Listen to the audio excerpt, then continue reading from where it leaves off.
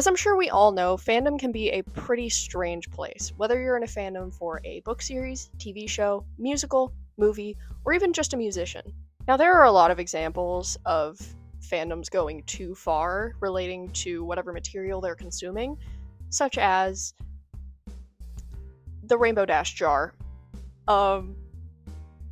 Everything bronies have ever done. That's an exaggeration. Just general, weird fan fiction that people shouldn't be writing, but they do. That's what this video is about.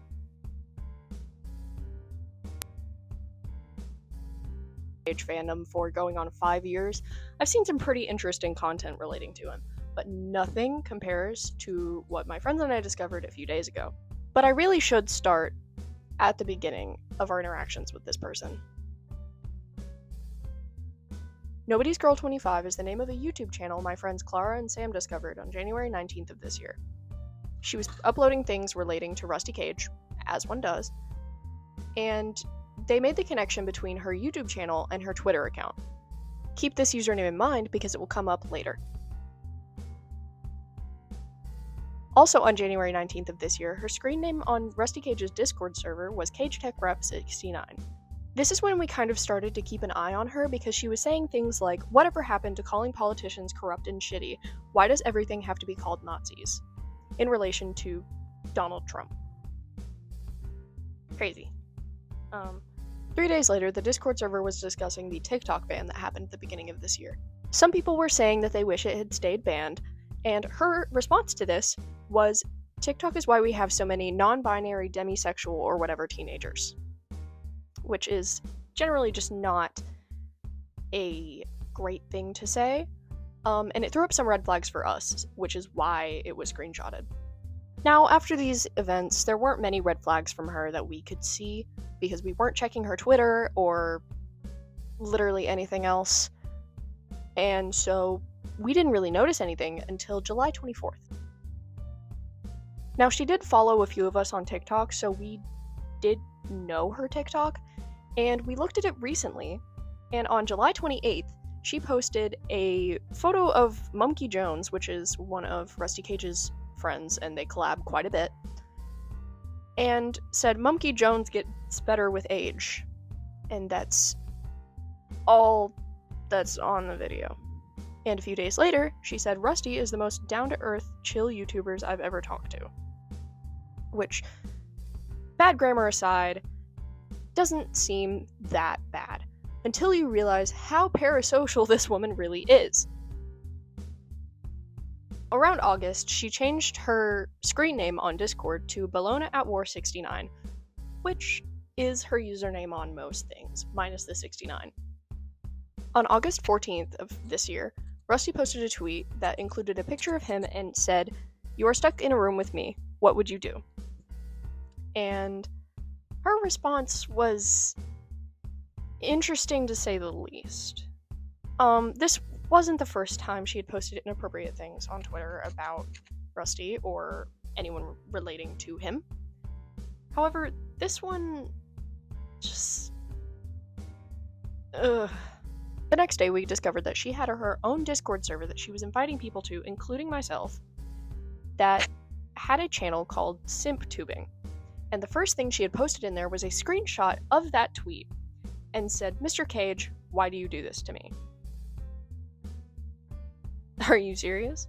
It's one thing to reply to a tweet like that, but when you screenshot that tweet, say something inappropriate in your own personal Discord server where most people aren't going to see it, and then post a screenshot of your Discord server in Rusty Cage's Discord server so that other people will see it, and say, "Bro is giving me content for my Discord channel, LMAO." Huh? Now, in addition to sending this screenshot, she also offered to invite my friend Babadook. Luckily, she declined, because if she hadn't, I would have been really concerned. But this just raised more eyebrows for me and my friends, and rightfully so. Now, in addition to all of this mess, she also says her fair share of slurs, which, whether she can reclaim them or not, I cannot say.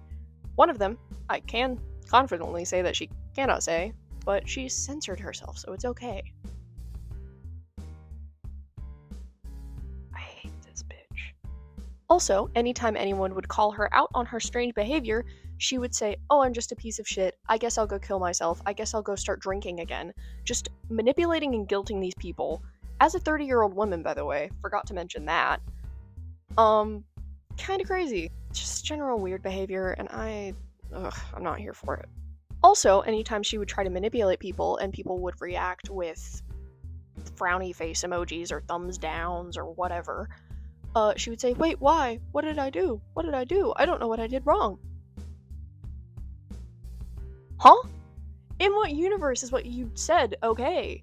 Her Twitter is also just full of replies to Rusty's tweets being generally parasocial and weird, which raised even more red flags for us. She's also tweeted several times about the situation in Israel and Palestine, being on the side of Israel, sort of.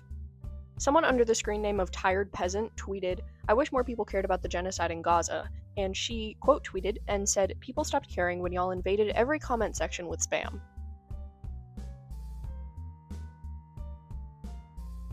Excuse me? I am going to be such a good YouTuber, guys. She also tweeted on September 1st, "Maybe I interpret racism too literally, but when someone says something bad about like Muslims or illegal immigrants or whatever, I'm just like, that's not a race, that's not racism." Also, 3 days later, September 4th, "Really hate that because of some stupid old granny who thinks the IRS is asking for gift, I can't buy more than 2 gift cards at Walmart at a time. Don't even blame the Indians for this one." What?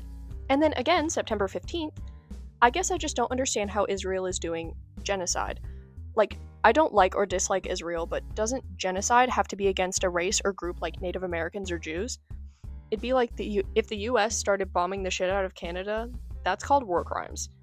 And then she replied to her own tweet and said, like, "I've never thought to criticize Israel. It's just kind of always been there my whole life. And why have I never heard of Palestine my whole fucking life until like 3 years ago?" It's because you're not paying attention, I fear. She also, I don't recall when this was, it was a few weeks ago, she said that politics in the 90s were taboo, which, first of all, how would you know? You were born in the 90s. Second of all, politics have never been taboo. They've always been a very important thing, and I don't understand the logic, because it's not there. Now, while all of this has been going down, she also made a page called Rusty Cage Oyster Page, which is exactly what it sounds like. She posts about every time he eats oysters, because his goal for this year is to eat 500 oysters, which is a little weird, but you know. She's been keeping track of how many oysters he's eaten, making sure that he reaches his goal by the end of the year. He has 95 days left, according to the oyster page. I don't know, I still check it.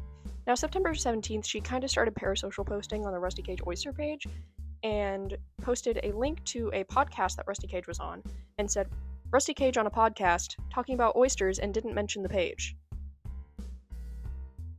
Why did you expect him to? Now, I have no screenshots of this, and I have no proof that it happened, because all of the tweets were deleted, luckily. But keeping it as vague as possible, Rusty got into some legal stuff, and tweeted about it. And then after being advised to delete the tweets, he deleted them, and the oyster page, I believe, screenshotted and retweeted them, which is insane. But those are the only really weird things that she's done on the oyster page, so I'm going to move on from that.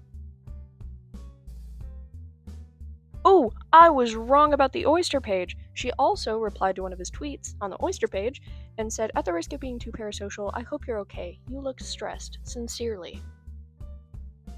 I'll put the picture on screen.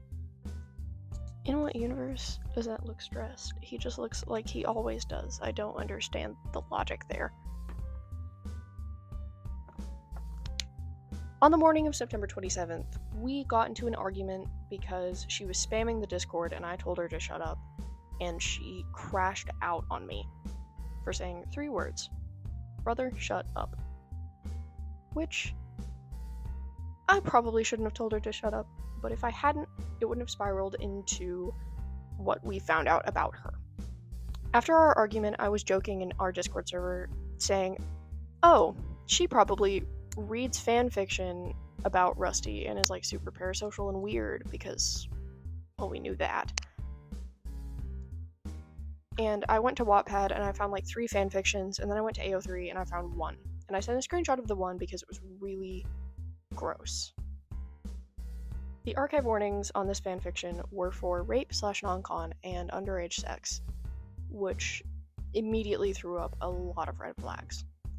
And at the time, I didn't recognize the username Nobody's Girl 25 because I didn't know that that was her YouTube channel, and I didn't know that that was her old username on Twitter. But when I sent it to my friend's Discord server, Sam and Clara immediately pointed out that it was her. The fanfiction included Rusty Cage X Reader and Rusty Cage X Simeon Jimmy, which is Mumkey Jones's other name. Now, the first chapter of the fanfiction was like any other fanfiction. It was just, oh, they meet up, it's cute, blah blah blah blah blah, whatever. The second chapter included a flashback to Rusty being sexually assaulted by a cousin. I feel like if this had been a fictional character, the situation definitely would have played out differently. However, considering this was written about a real person that she has interacted with, both on Twitter and in his Discord server, it's repulsive. So after skimming through this fanfiction, we called her out on Discord. And her immediate reaction was to get defensive and say, "What are you guys talking about? I haven't written fanfiction in 10 years. Which, according to AO3, the last day that it had been updated was that day. After that, I went to skim through the fanfiction once more, and it was gone. The entire account was gone. All of the other fanfictions that she'd written on there were gone. We argued back and forth quite a bit, trying to get her to take accountability, and she wouldn't. When the argument finally ended, she went through and deleted all of her messages from the last couple days, making us look absolutely insane, basically. Now, the obvious next step was to inform Rusty, because we weren't sure if he was looking at the Discord server at the time. So, Sam DM'd him, and I will not read verbatim what the messages said, because that is their conversation, but I do have screenshots, and I will sum up what was said. Sam sent him a message informing him about the fanfiction, and he replied saying that he had been looking at the Discord server off and on throughout the argument before she deleted her messages, and he was obviously not happy about it, which her defense was that he would not have a problem with it, which is crazy to say and a crazy assumption to have when you literally don't know this guy. She also made excuses saying that she disconnected him and his persona, but we pointed out that using his name is still wrong, and she tried to defend that as well. Sam sent him screenshots of the fanfiction, and I think a few of our argument, and he thanked her, and then I had her ask if I could make this video, and he said he was okay with it, so don't come at me. But after we DM'd Rusty, that was basically the end of it that day. The next day, which is the 28th, yesterday at the time of recording this, she took to Twitter. And a lot of the things she was saying were trying to say that we were going to try to dox her, or that we were going to attack her in some way, which was never our intention at all. That wasn't the vibe that we were trying to give her, and we tried to tell her that, and she blocked us from replying to her tweets. She also tweeted saying, "So people want to bring RPF drama into a local Discord where that fucking person resides and doesn't need that drama at the moment. Is RPF fucked up? Yes. Was it actually written about the person? No, it just shared the name. Fucked up for the purpose of being fucked up. But you still wrote it, and you still had that person in mind when you wrote it. That's not okay." I replied to that tweet with a screenshot of the fanfiction saying, "Is this you?" Because it is her. And she said, "No. Why? Why are you stalking me?" In what universe is looking at your public Twitter stalking? No universe. Absolutely insane. She then blocked most of us from replying to her tweets, including me, Annie, Savannah, and Val. Savannah tried to reply to one of her tweets and said, "Dude, we have no reason to dox you, and even if we knew how, why would we spend time doing that? Because, genuinely, why would anyone dox anyone? That's so painfully, ignorant and stupid and dangerous, and I can't fathom why anyone would do that, especially when Rusty was doxed just a couple years ago by someone very similar to Bologna."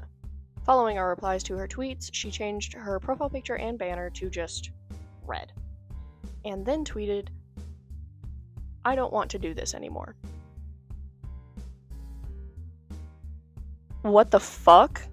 Something else that is pretty important that I forgot to mention is she changed her profile picture to a noose at some point, so that's a thing.